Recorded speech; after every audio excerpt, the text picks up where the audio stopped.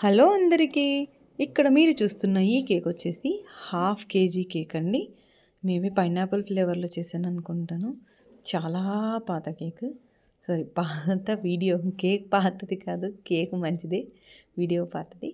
And ఇక్కడొచ్చేసి నేను చూసారా మీరు సిమిలర్‌గా ఉన్న నాజిల్ ఒకటొచ్చేసి 46 నంబర్ నాజిల్ బ్లూ కలర్‌లో ఉన్నది. వైట్ కలర్‌లో ఉన్నదొచ్చేసి ట్విస్టెడ్ నాజిల్ లాగా ఉంటది.